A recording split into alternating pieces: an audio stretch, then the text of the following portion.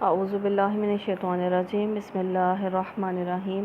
پارہ نمبر 15 آیت نمبر 61۔ وَإِذْ، اور جب قُلْنَا، کہا ہم نے، لِلْمَلَائِکَةِ، فرشتوں سے، لِلْمَلَائِکَةِ اسْجُدُوا، فرشتوں سے سجدہ کرو، لِآدَمَ، آدم علیہ السلام کے لیے، فَسَجَدُوا، ان سب نے سجدہ کیا، إِلَّا، مگر، ابلیس، سوائے ابلیس کے، قَالَ، کہا، أَسْجُدُ، کیا میں سجدہ کروں، لِمَنْ، اس کے لیے، خَلَقْتَ، جس کو پیدا کیا تو نے، طینا، مٹی سے۔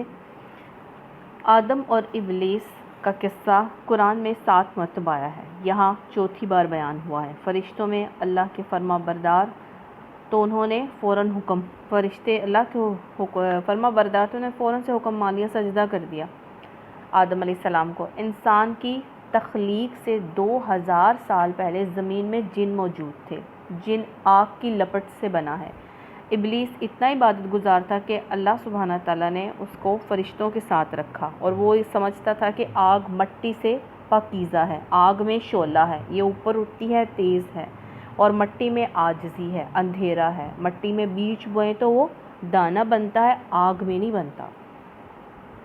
تو اللہ سبحانہ تعالیٰ کے مقابلے میں ان کافروں کی یہ لاپرواہی، بے پرواہی، تنبیہات سے ان کی یہ بے پرواہی، شیطان کی پیروی کرنا، جو ازل سے انسان کا دشمن ہے، اور اس کے روش کو اختیار کر کے در حقیقت یہ لوگ اس کے جال میں پھنس رہے ہیں، کس کے؟ شیطان کے۔ تو جس میں آدم اولاد کو شیطان نے پھنسا کر تباہ کر دینے کے لیے، شیطان نے آغاز میں جو ہے اللہ سے وعدہ کر رکھا ہے کہ میں اللہ تعالیٰ آدم کی سب اولاد کو جو ہے بہکا کر جو ہے وہ رکھوں گا، بس جن کے ارادے کمزور ہوں گے وہ بہک جائیں گے۔ تو اس نے جو ہے اللہ تعالیٰ سے وعدہ کیا ہوا ہے۔ قَالَ، کہا، أَرَأَيْتَ، کا کیا دیکھا تو نے، ہٰذَا، یہ ہے وہ، الذی، وہ جسے، کرمت، عزت بخشی تو نے، علیہ، مجھ پر، لئن، البتہ اگر، اخرتنی، تو نے مہلت دی مجھ کو، الی یوم القیامت، قیامت کے دن تک، لأحتنکن، البتہ میں ضرور قابو میں کر لوں گا، ذریتہ، اس کی اولاد کو، الا، مگر، قلیلا، تھوڑے، یعنی کہ تھوڑے ہی بچ نکلیں گے، زیادہ کو جو ہے میں قابو کر لوں گا۔ شیطان انسان سے بہت عقل رکھتا ہے، انسان کے پاس عقل زیادہ ہے، شیطان کے پاس پاور زیادہ ہے، اس لیے وہ انسان کو کیا کرتا ہے، انسان کو وہ بیوقوف بنا کر اپنے پیچھے لگا لیتا ہے۔ شیطان کی کمزوری کیا ہے؟ بھوک ہے۔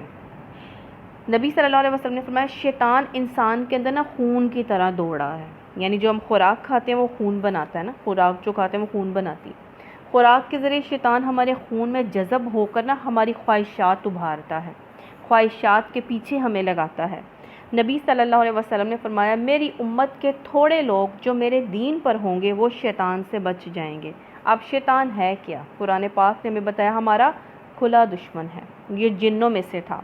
جن نظر نہیں آتے، یہ آگ کی لپٹ سے پیدا ہوئے ہیں، آگ کی لپٹ جو ہے آگ کا اوپر والا دھوئیں سے۔ جن کب پیدا ہوا؟ سورۃ الحجر کی 26 آیت میں بتایا گیا کہ اللہ سبحانہ تعالیٰ نے فرمایا، انسان مٹی کے گارے سے پیدا ہوا، اور اس سے پہلے جن جو ہیں وہ پیدا ہوئے۔ حضرت عمر رضی اللہ تعالیٰ عنہ سے روایت ہے کہ جن کو انسان سے اللہ سبحانہ تعالیٰ نے، یعنی کہ جنوں کو انسانوں سے پہلے 2000 سال پہلے پیدا کیا۔ ابن عباس رضی اللہ تعالیٰ عنہ کہتے ہیں کہ جنات زمین کے پہلے باشندے تھے، اور آسمان پر فرشتے رہتے تھے۔ عربی زبان میں جنوں کے کئی نام ہیں، وہ جن لوگوں کے ساتھ رہتا ہے، جو لوگوں کے ساتھ ہے اس کا نام عمار ہے، عمار جو کہتے ہیں۔ جو جن بچوں کو، ایک دوسرا عمار ہوتا ہے جو لوگ نام رکھتے ہیں، یہ دوسرا عمار ہے۔ جو جن بچوں کو پریشان کرتا ہے اسے ارواح کہتے ہیں۔ سب سے زیادہ خبیث، پریشان کرنے والے جن کو شیطان کہتے ہیں۔ جس جن کی شرارت حد سے بڑھ جائے اسے عفریت کہتے ہیں۔ وضو کے درمیان وسوسہ ڈالنے والے جن کو وبہان کہتے ہیں۔ جنوں کی کئی قسمیں ہیں، اس کے بارے میں نبی صلی اللہ علیہ وسلم نے فرمایا کہ جنوں کی 3 اقسام ہیں، وہ جو ہوا میں اڑتے پھرتے ہیں، دوسری قسم کے وہ جو سانپ اور کتوں کی شکل میں ہوتے ہیں، تیسرے وہ جو سفر اور قیام بھی کرتے ہیں، اور انہیں کیا کہتے ہیں؟ بھوت کہتے ہیں۔ تو یعنی جانور جنوں کو دیکھ سکتے ہیں، ان میں گدھے اور کتے بھی شامل ہیں۔ ہر جن شیطان نہیں ہوتا، لیکن ہر شیطان جن ہوتا ہے۔ ان میں کچھ نیک بھی ہیں اور بد بھی ہیں، یہ کھاتے پیتے بھی ہیں، شادیاں بھی کرتے ہیں۔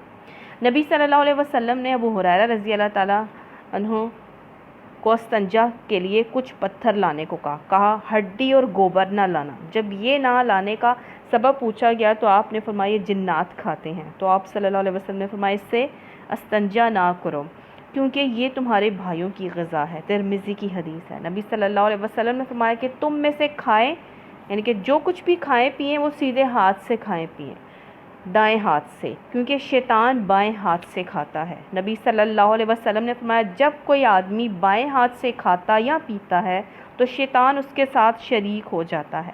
نبی صلی اللہ علیہ وسلم نے فرمایا جب انسان اپنے گھر میں داخل ہوتا ہے پھر کھانا کھاتا ہے اور بسم اللہ پڑھتا ہے تو شیطان اپنے چیلوں سے کہتا ہے کہ اس گھر میں نہ تمہارا کھانا پینا ہے اور نہ رہنے کی جگہ ہے۔ تو جنات خواب میں بھی نبی صلی اللہ علیہ وسلم کا روپ نہیں دھار سکتے ہیں۔ جنات فضائی حدود سے آگے نہیں جا سکتے ہیں۔ جس دروازے کو بسم اللہ پڑھ کر بند کیا جائے تو وہ جن نہیں کھول سکتے ہیں۔ جس برتن کو بسم اللہ پڑھ کر بند کیا جائے وہ نہیں کھول سکتے ہیں۔ اللہ نے جن بھی عبادت کے لیے پیدا کیے ہیں ان کا بھی حساب ہوگا۔ تو جنوں سے کبھی خوف نہیں کھانا چاہیے، جو خوف کھاتا ہے وہ اس پہ پھر قابو پا لیتے ہیں۔ تو جنوں کو جو ہے یہ جن میں عقل کم اور ان کی پاور بہت زیادہ ہوتی ہے، ان کو ایسی طاقت دی ہے جو انسانوں کو نہیں دی، ان کی رفتار پلین سے بھی زیادہ تیز ہوتی ہے۔ تو ان سے ڈرنا نہیں چاہیے۔ جن اپنی اصلی شکل میں کبھی نظر نہیں آتا، بلکہ جن حاوی نہیں ہوتا بلکہ انسان خود جن کو اپنے اوپر حاوی کرواتا ہے۔ اللہ تعالیٰ نے انسان کو اشرف المخلوقات بنایا ہے۔ جب یہ لگے کہ کہیں جن ہیں کسی گھر میں یا کسی پر تو اذان پڑھنا شروع کر دیں یا سورہ بقرہ جو ہے وہ پڑھنا شروع کر دیں۔ جن کبھی معجزات نہیں کر سکتے۔ جنات خواب میں بھی نبی صلی اللہ علیہ وسلم کا روپ نہیں دھار سکتے ہیں۔ تو ابلیس کی عمر کتنی ہے؟ قیامت تک کی اس کی عمر ہے، اتنی لمبی اس کی عمر ہے، کیونکہ اس نے اللہ تعالیٰ سے وعدہ کیا تھا کہ اور دعا مانگی تھی کہ اللہ تعالیٰ مجھے اتنی عمر لمبی جو ہے قیامت تک مجھے عمر دے۔ کیوں مانگی تھی؟ تاکہ وہ ابن آدم کو جو ہے ابن آدم کی اولاد آدم کو بہکا سکے۔ قال فرمایا، قال اذهب فرمایا جا تو، فمن تبعک تو جو کوئی پیروی کرے گا تیری، منہم ان میں سے، فإن تو بے شک جہنم جہنم، جزاؤکم بدلہ ہے تمہارا، جزاء موفورا بدلہ ہے پورا پورا۔ پھر اللہ تعالیٰ نے شیطان سے کیا کہا کہ جا، تجھے مہلت دی، تجھے اتنی قیامت تک عمر دی، لیکن اب جو کوئی تیرے پیچھے لگے گا نا تجھ کو سمیت ان کو بھی جہنم میں ڈال دوں گا جو تیری پیروی کریں گے۔ وَاسْتَفْزِزْ بہکالے من استطاعت جس کو تو استطاعت رکھتا ہے، منہم ان میں سے بصوتی کا ساتھ اپنی آواز کے، وجلب اور چڑھا علیہم ان پر، بخیلی کا سوار اپنے، ورجلی کا اور پیادے اپنے، وشارکہم شریک ہوں، بالاموالی ان کے مالوں میں، واولادی اور اولاد میں، وعدہم اور وعدے کر ان سے، وما یعدہم الشیطان وعدہ کرتا ہے ان سے شیطان، الا مگر غرورا دھوکے کا۔ تو بہکالے جتنی اللہ تعالیٰ نے جتنی تیرے پاس استطاعت ہے، جتنی تو طاقت رکھتا ہے لگا، تو جو بھی لگا سکتا ہے اپنے ساتھیوں کو ساتھ ملا لے، اپنے جو ہے سب کو ساتھ ملا کے لوگوں کو جو ہے ابن آدم کو جو ہے بہکا، جو تیری پیروی کرے گا وہ جہنم میں جائے گا۔ جن بھی، اور وہ اس میں بتایا جائے سوار کون، وہ سب جن اور انسان جو بے شمار مختلف شکلوں اور حیثیتوں میں ابلیس کے مشن کی خدمت کر رہے ہیں، اور اولاد میں کیسا جو ہے وہ شریک ہو، شیطان کے اشاروں پر اولاد کی گمراہی اور بد اخلاقی کی تربیت کرنا۔ انسان پہلے خود گمراہ ہوتا ہے، شیطان کی پیروی کرتا ہے، ظاہر ہے وہ خود شیطان کی پیروی پر ہے تو پھر اپنی اولاد کی کیسی اچھی تربیت کر سکتا ہے۔ اللہ تعالیٰ نے فرمایا ہے کہ شیطان تمہیں امیدیں دلاتا ہے، وعدے جو ہے وہ کرواتا ہے کہ توبہ کرو اللہ معاف کر دے، گناہ کرتے رہو کوئی بات نہیں، پھر گناہ کر کے توبہ کر لو اللہ معاف کر دے گا۔ اللہ معاف تو کر دیتا ہے لیکن وہ جہاں پہ غفور الرحیم ہے وہ جبار اور قہار بھی ہے۔ تو اللہ تعالیٰ فرما رہے ہیں وہ تمہیں دھوکے کے سبز باغ دکھاتا ہے، اس کے وعدے دراصل دھوکہ ہیں۔ انا بے شکی بادی میرے بندے، لیسا نہیں ہے لکا تیرے لیے، علیہم ان پر، سلطان کوئی زور، وکفا اور کافی ہے، بربی کا وکیلا تیرا رب۔ اب انہیں بتایا جا رہا ہے کہ شیطان کو اللہ تعالیٰ بتا رہا ہے انہیں زبردستی اپنی راہ پر کھینچ لے جائے تو فقط بہکانے، پھسلانے اور غلط مشورے دینے اور جھوٹے وعدے کرنے کا مجاز کیا جا سکتا ہے۔ انسان کو شیطان زبردستی کھینچ کر نہیں لا سکتا، مگر تیری بات کو قبول کرنا یا نہ کرنا ان کا اپنا کام ہوگا۔ دوسرا مطلب یہ ہے کہ میرے خاص بندوں یعنی صالحین پر جو ہے تیرا زور نہ چل سکے گا۔ کمزور اور ضعیف الارادہ لوگ تو ضرور تیرے وعدوں سے دھوکہ کھائیں گے، مگر جو لوگ اللہ سبحانہ تعالیٰ فرما رہے میری بندگی پر ثابت قدم ہوں گے وہ تیرے قابو نہ آ سکیں گے۔ یعنی جو لوگ اللہ سبحانہ تعالیٰ پر اعتماد کریں، جن کا بھروسہ اسی کی رہنمائی اور توفیق اور مدد پر ہو، تو ان کا بھروسہ ہرگز غلط ثابت نہ ہوگا، انہیں کسی اور سہارے کی ضرورت نہ ہوگی۔ اللہ ان کی ہدایت کے لیے بھی کافی ہوگا اور مدد کے لیے بھی اللہ کافی ہوگا۔ البتہ جن کا بھروسہ اپنی طاقت پر ہے یا اللہ کے سوا کسی اور پر ہے تو وہ اس آزمائش سے بخیریت گزر نہ سکیں گے۔ یہ کیوں کہا جا رہا ہے؟ کیونکہ وہ شیطان کے دھوکے میں جو ہے وہ آ جائیں گے۔ تو کیا کہا جا رہا ہے؟ اللہ کو اپنا وکیل بناؤ، اللہ پہ بھروسہ کرو، اور اب اللہ سبحانہ تعالیٰ کے احکامات کی پیروی کرو، نبی صلی اللہ علیہ وسلم کے احکامات کی پیروی کرو۔ ربکم الذی، رب تمہارا وہ ذات ہے، یزجی جو چلاتا ہے، لکم الفلک تمہارے لیے کشتیوں کو، فی البحر سمندر میں، لتبتغوا تاکہ تم تلاش کرو، من فضلہ اس کے فضل سے، انہ یقیناً وہ ہے، کانا ہے، بیکم ساتھ تمہارے، رحیم رحم فرمانے والا۔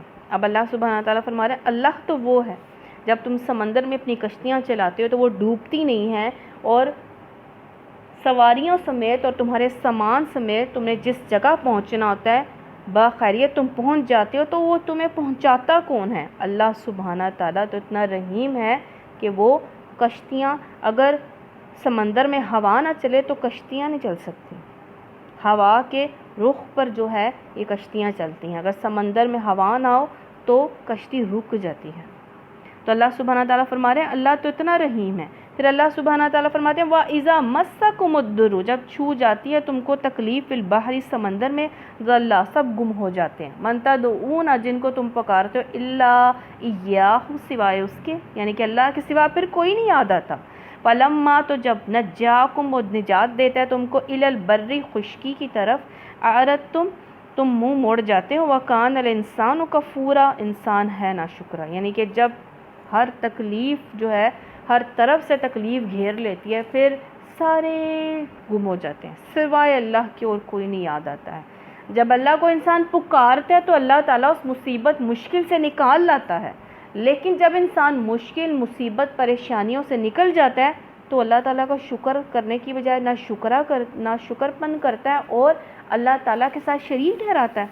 وَأَفَأَمِنْتُمْ کیا بے خوف ہو گئے تم، ان یخسفا کہ وہ دھسا دے، بکم تم کو، جانب البری جانب خشکی کے، اور یرسلا یا بھیجے، علیکم تم پر، حاسباً پتھروں والی بارش، ثم پھر لا تجدو نہ تم پاؤ گے، لکم وکیلا اپنے لیے کوئی کارساز۔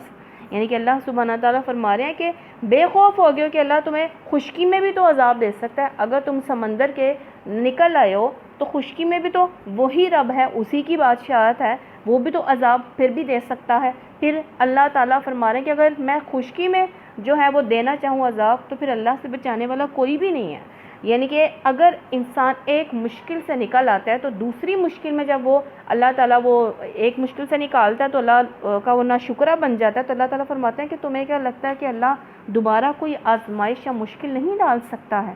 تو انسان کو ہر مشکل پریشانی میں صبر کرنا چاہیے، اللہ سے مدد مانگنی چاہیے، اور اللہ سبحانہ تعالیٰ کے سوا کسی کو پکارنا نہیں چاہیے۔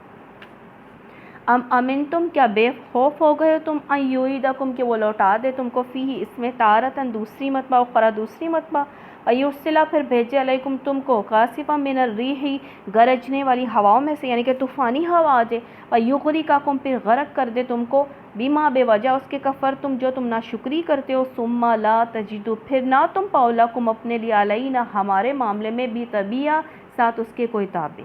اب اللہ سبحانہ تعالیٰ فرمانا ہے کہ تمہیں یہ لگتا نہیں کہ دوبارہ تم کبھی سمندر میں جاؤ گے نہیں، اگر تم دوبارہ سمندر میں جاؤ، دوبارہ جو ہے جانے پر اللہ تعالیٰ ہوا کو حکم دے گا طوفانی ہوا بن جائے، تو پھر تم اللہ سبحانہ تعالیٰ کے سوا کسی کو بچانے والا وہاں پاؤ گے نہیں۔ وَلَقَدْ البتہ تک والا وہاں پاؤ گے نہیں۔ وَلَقَدْ البتہ تک کی کرمنا عزت بخشی ہم نے بنی آدم کو، وَحَمَلْنَاهُمْ سوار کیا ہم نے ان کو، فی البر خشکی میں، والبحری اور سمندر میں، وَرَزَقْنَاهُمْ رزق دیا ہم نے ان کو، من الطیبات پاکیزہ چیزوں میں سے، وَفَضَّلْنَاهُمْ فضیلت دی ہم نے ان کو، عَلَىٰ کَثِيرٍ مِّمَّن بہت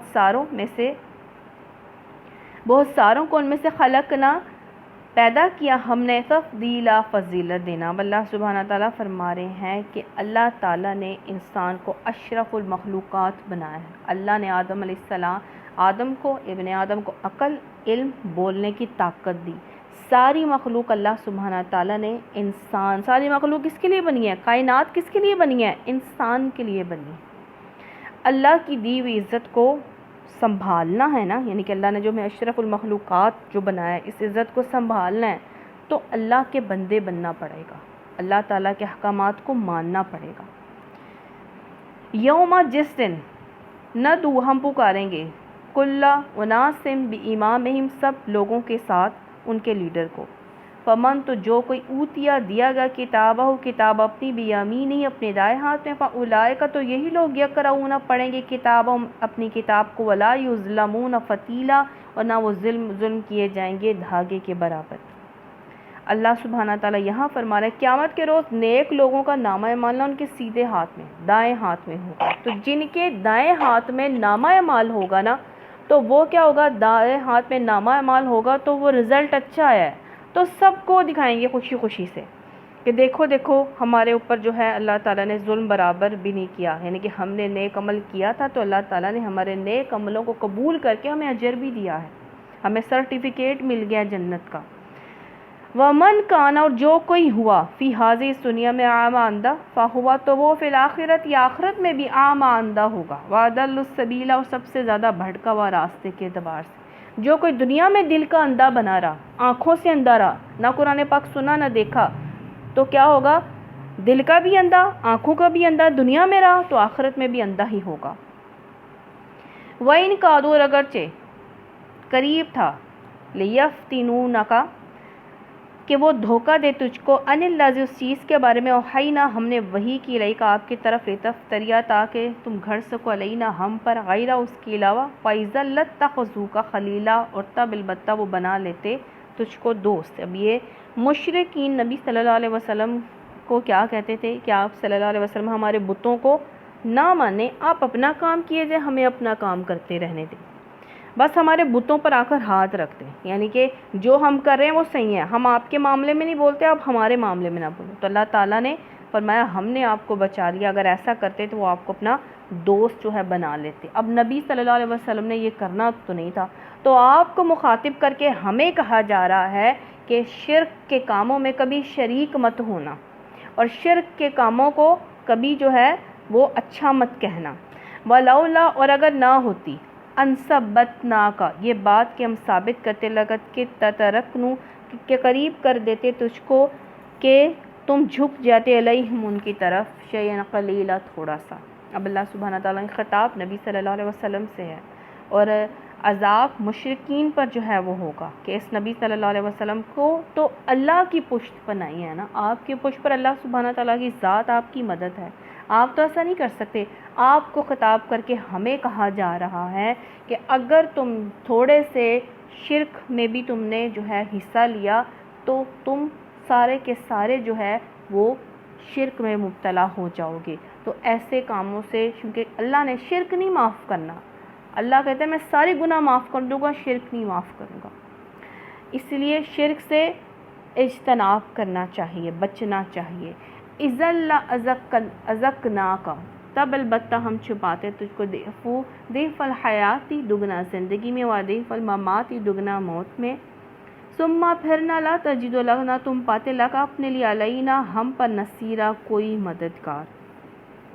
تو یہاں پہ بتایا جا رہا ہے کہ دین پر چلنے والے کا گریڈ بھی ہائی ہوتا ہے اور پکڑ بھی سخت ہے۔ اگر ہم دین کو چھوڑتے ہیں، ایک ہم دین کے راستے پر چل رہے ہیں تو اللہ گریڈ ہائی کرتا چلا جاتا ہے، پھر انسان دین کو چھوڑ دیتا ہے تو اللہ تعالیٰ کہتے ہیں اس بندے کی پکڑ زیادہ ہے جو قرآن پاک کو سن کر سمجھ کر پھر پیچھے ہٹ جاؤ اور اس پر عمل کرنا چھوڑ دے۔ تو اسی لیے قرآن پاک سے جڑنا بے حد ضروری ہے۔ اگر آپ اس کو چھوڑیں گے تو اللہ کی پکڑ جو ہے وہ ہونا شروع ہو جاتی ہے، کیونکہ جب ہم اسے جڑے رہتے ہیں تو ہمارے ذہن میں دل میں باتیں رہتی ہیں، ہمیں یاد آتی رہتی ہیں۔ جب ہم اسے چھوڑ دیتے ہیں تو ہمارا دشمن ہم پر ہیوی ہو جاتا ہے اور وہ ہمیں بہت سی فضولیات میں جو ہے وہ الجھاتا رہتا ہے۔ وَإِن قَعَدُوا اور قریب تھا لَيَسْتَفِزُّونَكَ البتہ عاجز کر دے تجھ کو من الارض زمین میں، لِيَخْرِجُوكَ تاکہ وہ نکال دیں تجھ کو، یعنی کہ نبی صلی اللہ علیہ وسلم کو اللہ سبحانہ تعالیٰ فرما رہے ہیں منہا اس سے، وَإِذًا لَا اور تب نہ یلبسون وہ ٹھہریں خلافک آپ کے پیچھے اللہ قلیلا مگر تھوڑا سا۔ اللہ سبحانہ تعالیٰ تسلی دے رہے ہیں نبی صلی اللہ علیہ وسلم کو کہ اللہ سبحانہ تعالیٰ نے فرمایا کہ اگر آپ کو وہ مکے سے نکالنا چاہتے ہیں تو یہ مشرکین بھی یہاں نہیں رہیں گے۔ آپ صلی اللہ علیہ وسلم کی ہجرت مدینہ کے 2 سال بعد جنگ بدر ہوئی، پھر 8 سال بعد مکہ فتح ہوا، نبی صلی اللہ علیہ وسلم فاتح کی حیثیت سے مکے میں داخل ہوئے، پھر 2 سال کے اندر سرزمین عرب مشرکین کے وجود سے پاک کر دی گئی، پھر جو بھی رہا اس ملک میں مسلمان جو ہے وہ بن کر رہا۔ سنتا طریقہ ہے من کا جن کو تحقیق ارسلنا بھیجا ہم نے قبل کا آپ سے پہلے میں رسولنا اپنے رسولوں میں سے، ولا تجدو اور نہ آپ پاؤ گے لسنتنا تحویلا ہمارے طریقوں کو بدلنے والا۔ نبیوں کے ہوتے ہوئے قوم پر عذاب نہیں آتا، جب نبی اپنی قوم کو لے کر نکل جاتے ہیں تو پھر پیچھے سے عذاب آ جاتا ہے۔ یہ اللہ سبحانہ تعالیٰ کا طریقہ ہے۔ اقیم الصلاۃ تاکہ قائم کرو نماز، لدلوک الشمسی سورج کے ڈھلنے کے وقت، الی غساق اللیل رات کی سخت طریقے تک، وقرآن الفجر اور فجر میں قرآن کا پڑھنا، ان بے شک قرآن الفجر فجر میں قرآن کا پڑھنا کان مشہودا حاضر کیا گیا ہے، یعنی فجر کی نماز میں قرات لمبی کریں۔ فجر کے وقت فرشتوں کی ڈیوٹی بدلتی ہے اور فرشتے جا کر بتاتے ہیں کہ فلاں بندہ قرآن پڑھ رہا ہے اور سو رہا ہے، یہ بھی بتاتے ہیں۔ نماز جو ہے ہوش و حواس سے پورے سینسز کے ساتھ جو ہے انسان کو نماز پڑھنی چاہیے، اور سورج کے ڈھلنے کے بعد یہ ساری نمازوں کا کہا جا رہا ہے کہ ساری نمازیں پڑھیں، اور خصوصاً جو ہے قرآن پاک جو ہے فجر میں جو ہے اس کی قرات جو ہے لمبی کریں۔ وَمِنَ اللَّيْلِ رات نے فَتَہَجَّد پس تہجد پڑھو، بھی اس میں نافلۃ لک نفل ہے آپ کے لیے، ایسا امید یہ ہے کہ ایب آسا کے پہنچا دے رب آپ کا مقام محمودہ مقام محمود پر۔ تہجد میں زیادہ سے زیادہ قرآن پاک پڑھنا چاہیے، دعائیں کریں زیادہ سے زیادہ، عبادات میں نماز اللہ کو سب سے زیادہ پسند ہے۔ عبداللہ بن عمر نبی صلی اللہ علیہ وسلم کے پاس بیٹھے تھے، عبداللہ بن عمر رضی اللہ تعالیٰ عنہ نبی صلی اللہ علیہ وسلم کے پاس بیٹھے تھے۔ آپ نے فرمایا کہ تم نماز بھی پڑھتے ہو، قرآن بھی پڑھتے ہو اور احادیث بھی لکھتے ہو، لیکن تم تہجد نہیں پڑھتے ہو۔ عبداللہ بن عمر رضی اللہ تعالیٰ عنہ نے یہ بات اپنے پلے باندھ دی اور پھر آپ نے کبھی بھی تہجد نہیں چھوڑی۔ تو ہمارا کیا حال ہوتا ہے؟ کیا ہماری نمازیں ابھی تک پوری ہوئی ہیں کہ نہیں؟ 5 بھی پوری ہوئی ہیں کہ نہیں؟ پھر ہم تہجد کہاں تک سوچیں گے کہاں، جب ہماری نمازیں نہیں پوری ہوئی۔ مقام محمود علماء کی رائے کے مطابق اللہ سبحانہ تعالیٰ قیامت کے دن نبی صلی اللہ علیہ وسلم کو ایسا اونچا مقام عطا فرمائیں گے کہ اگلے پچھلے لوگ دیکھ کر آپ کی تعریف کریں گے۔ وہ مقام جہاں کھڑے ہو کر آپ صلی اللہ علیہ وسلم مومنین کی جو ہے شفاعت جو ہے وہ کروائیں گے۔ وَقُلْ رَبِّ ادْخِلْنِی مُدْخَلًا کہہ دیجئے میرے رب داخل کر مجھ کو، داخل کرنا صدق وَخَرِجْنِی سچائی کے ساتھ، اور نکالنا مجھ کو مخرج صدق وَاجْعَل لِی نکالنا سچائی کے ساتھ بنا دے میرے لیے من لدن کا اپنے پاس سے سلطان النصیرہ ایک قوت مددگار۔ اس آیت میں ہجرت کی طرف اشارہ ہے، جو نبی صلی اللہ علیہ وسلم نے مکے سے مدینہ ہجرت کی۔ مکے میں نبی صلی اللہ علیہ وسلم 13 سال، مدینہ میں 10 سال رہے۔ نبی صلی اللہ علیہ وسلم نے دین کی دعوت دینے کے لیے بادشاہوں کو خط لکھے، کسی نے مان لیا اور کسی نے نہیں مانا، تو پتہ چلا دین کی دعوت پھیلانی ہے، آگے سے چاہے رسپانس جیسا بھی ہو، اور دین پھیلانے سے پہلے بھی یہ انسان دعا جو ہے وہ پڑھ لے۔ وَقُلْ جَاءَ الْحَقُّ، کہہ دیجیے آ گیا حق، وَزَهَقَ، اور ظاہر ہو گیا، الباطل باطل، اِنَّ الْبَاطِلَ كَانَ زَهُوقًا، بے شک باطل ہے زائل ہونے والا۔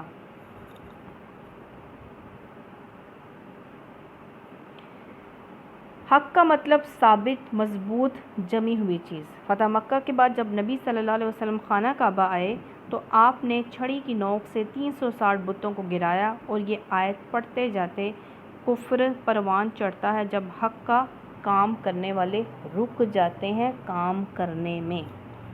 کیا ہوتا ہے؟ حق کا کام کرنے والے رک گئے تو پھر کفر پروان چڑھتا ہے۔ جب انسان نیکی کرنے سے رک جائے تو برائیاں پیدا ہوتی ہیں، اور برائیاں بڑھنے لگتی ہیں اور پھیلنے لگتی ہیں، تو اس لیے نیکی کے کاموں سے کبھی رکنا نہیں چاہیے۔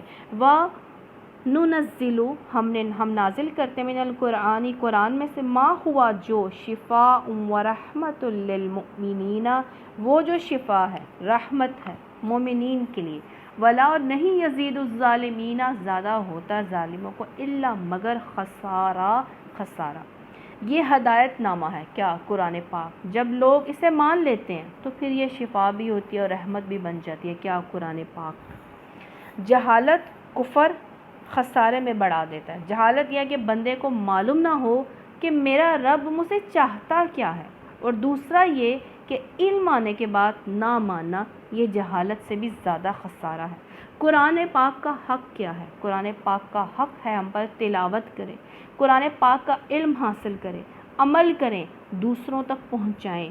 قرآن گواہی دے گا کہ یہ لوگ پڑھتے تھے اور سمجھتے تھے، عمل کرتے تھے۔ یہ قرآن ہمارے حق میں یا ہمارے خلاف جو ہے وہ گواہی دے گا۔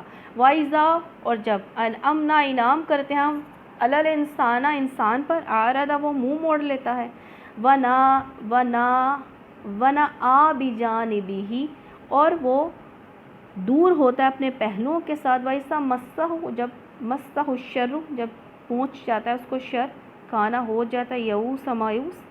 یہاں انسان کا رویہ بتایا جا رہا ہے، انسان کے اندر خوشحالیاں، محبت ملتی ہیں، یہ طلب اللہ نے رکھی ہے کہ انسان خوشحالیاں بھی چاہتا ہے، خوشحالیوں کی محبت ہے، لیکن بندے کو جتنی نعمتیں ملی ہیں وہ زیادہ ناشکرہ جو ہے وہ ہو گیا ہے۔ انسان دنیا میں اٹریکشن ہے، یہ اللہ نے رکھی ہے، لیکن ہماری پکڑ کب ہوتی ہے؟ جب ہم اس دنیا کی رنگینیوں میں کھو کر اللہ کو بھول جاتے ہیں، اللہ کے احکامات کی ناشکری اور پیروی نہیں کرتے ہیں، تو تب ہماری پکڑ شروع ہو جاتی ہے۔ تو یہاں پہ بتایا جا رہا ہے کہ جب انسان کو سب کچھ ملتا ہے تو وہ اللہ کو بھول جاتا ہے، اور جب اسے فوراً سے اس کو جو ہے وہ تکلیف آتی ہے تو مایوس ہو جاتا ہے۔ اللہ کی رحمت سے کبھی مایوس نہیں ہونا چاہیے۔ علم وحی دنیا کی سب سے بڑی نعمت ہے۔ صحابہ کرام پر جتنے انعامات کیے جاتے تھے نا، وہ اللہ کے آگے جھکتے ہی گئے، جتنی ان پر نعمتیں ہوئیں ان میں اتنی ہی عاجزی آتی گئی۔ اللہ تعالیٰ کے لیے تمام انسانوں کو اللہ تعالیٰ نے بہت نعمتیں دی ہیں، اور ہر انسان کے پاس نعمت نہیں، نعمتیں ہیں، لیکن انسان اللہ سبحانہ تعالیٰ کا شکر نہیں بلکہ نافرمانی کرتا ہے۔ انسان کی آنکھ میں نا ہمیشہ نمی رہتی ہے، اگر نہ ہو تو یہ نمی جو آنکھ کا نا، نمی نہ ہو آنکھ میں تو شیشہ ہے ہماری آنکھ نا، لینس، یہ شیشہ چٹک جائے نا تو انسان کو اپنی ذات میں، اپنے اندر اتنی نعمتیں ملتی ہیں کہ انسان شکر ساری زندگی کرتا رہے تو وہ بھی کم ہے۔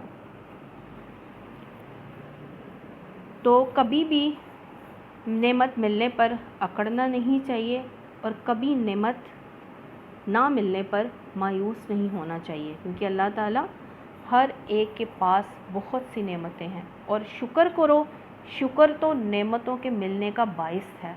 جو انسان جتنا شکر کرتا ہے، جتنی عاجزی رکھتا ہے، اللہ تعالیٰ اسے نعمتیں نوازتا ہی چلا جاتا ہے۔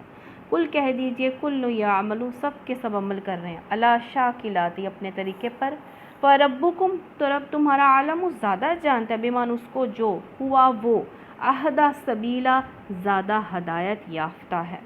اب یہاں پہ اللہ سبحانہ تعالیٰ یہ فرما رہے ہیں کہ اللہ بہتر جانتا ہے، کسی کو دیکھ کر نہ ہم سطحی رائے قائم کر سکتے، سطحی ہم بظاہر دیکھ کر ہم ظاہر وہ جو ہے ظاہر کی رائے قائم کر سکتے ہیں، حتمی رائے نہیں قائم کر سکتے، کیونکہ دل کا بھید اللہ جانتا ہے کہ کون کیا کر رہا ہے، کون صحیح کر رہا ہے، کون غلط کر رہا ہے۔ اب یہ شیطان کی چال ہوتی ہے کہ ہم کسی کو دیکھ کر حتمی رائے کر دیتے ہیں، حتمی رائے دیتے نہیں، یہ تو ہے ہی ایسا۔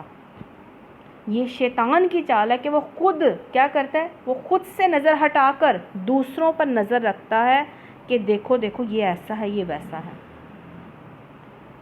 حدیث کا مفہوم ہے، نبی صلی اللہ علیہ وسلم نے فرمایا خوشخبری ہے ان لوگوں کے لیے، خوشخبری ہے ان لوگوں کے لیے جو اپنے گناہوں اور غلطیوں میں ڈوبا رہتا ہے، کیونکہ جو انسان اپنے گناہوں اور غلطیوں میں ڈوبا رہے گا اسے تو دوسروں کے عیب اور غلطیاں دکھائی نہیں دیں گا نا، کیونکہ اسے تو اپنے عیب اور غلطیاں درست کرنے میں جو اس کی زندگی گزر جائے گی۔ جب اپنے دوسروں کے عیب نظر کیوں آتے ہیں؟ جب اپنے عیب نظر ہی نہیں آتے۔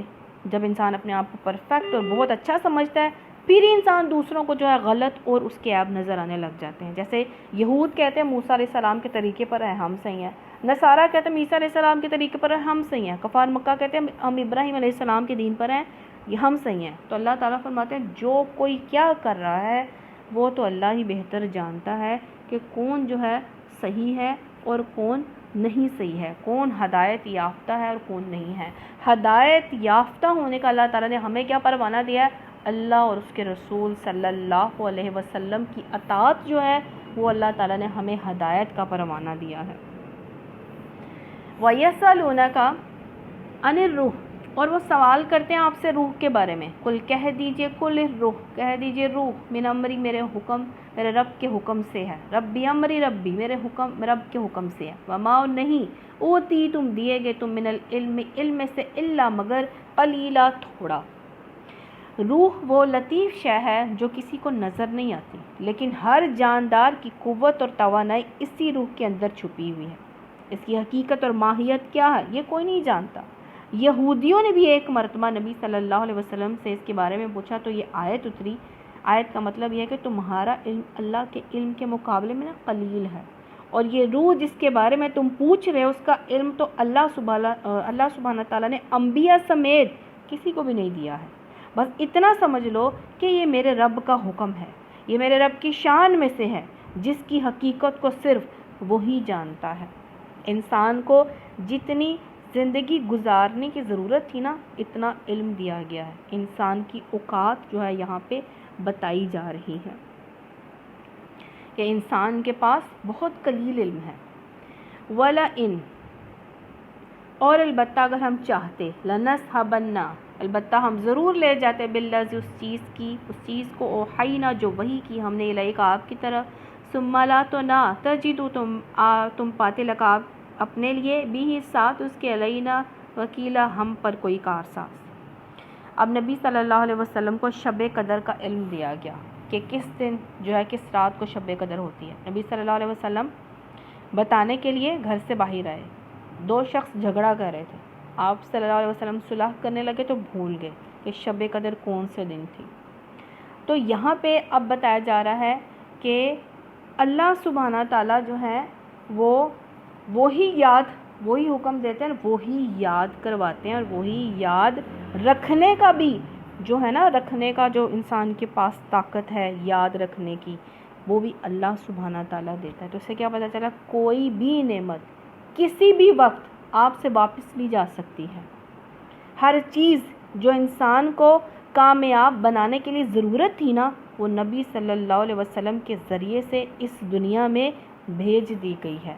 اگر چاہتے ہو کہ انسان جو ہے وہ صحیح زندگی گزارے تو کیا کرنا چاہیے؟ نبی صلی اللہ علیہ وسلم کے احکامات کی پیروی کرنی ہوگی، آپ کی اطاعت کرنی ہوگی، کیونکہ اگر انسان نے، زندگی بھی نعمت ہے نا، جب چاہے انسان اللہ تعالیٰ لے سکتا ہے، جو چیز اللہ نے دی وہ لے سکتا ہے، کیونکہ اللہ ہی مالک ہے ہر چیز کا۔ الا رحمت من ربی کا، مگر رحمت آپ کے رب کی طرف سے، ان فضلہ، بے شک فضل کانا اس کا علیہ کا کبیرہ، آپ پر بہت بڑا۔ اس پر آپ صلی اللہ علیہ وسلم پر آپ کو مخاطب کہہ کے کہا جا رہا ہے اللہ کی رحمت ہے، اللہ کا فضل ہے کہ اللہ تعالیٰ نے انسان کو اتنی نعمتیں جو ہیں وہ عطا فرمائی ہیں کہ وہ واپس نہیں لے کر فوراً نہیں واپس لیتا، ہر ایک مخصوص وقت تک انسان کو جو ہے نعمتیں ملی ہوئی ہیں، تو انسان کو ہر نعمت کی قدر کرنی چاہیے۔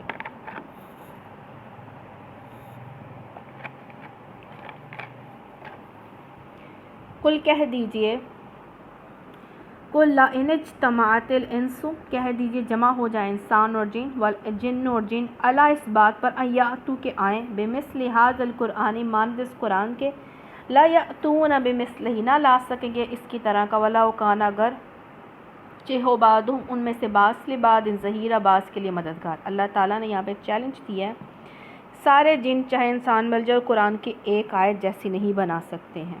وَلَقَدْ صَرَفْنَا، البتہ تحقیق پھر کر لائیں گے، للناس لوگوں کے لیے، فی ھذا اس قرآن میں، ھذا القرآنی اس قرآن میں، من کل مثل ہر طرح کی مثال سے، فأبى تو نہ مانا اکثر الناس سے اکثر لوگوں نے، الا کفورا مگر انکار کرنا۔ اب یہاں پہ بتایا جا رہا ہے کہ اللہ سبحانہ تعالیٰ فرما رہا ہے کہ انسان کو طرح طرح سے سمجھایا گیا ہے، کبھی کوئی مثال دے کر، کبھی پچھلی قوموں کی مثال دے کر، کبھی جنت کی خوشخبریاں دے کر سمجھایا گیا، کبھی دوزخ کی جو ہے وہ عذاب سے کی آیاتیں جو ہیں وہ آیتوں سے سمجھایا گیا، لیکن جس نے نہیں ماننا ہوتا وہ نہیں مانتا۔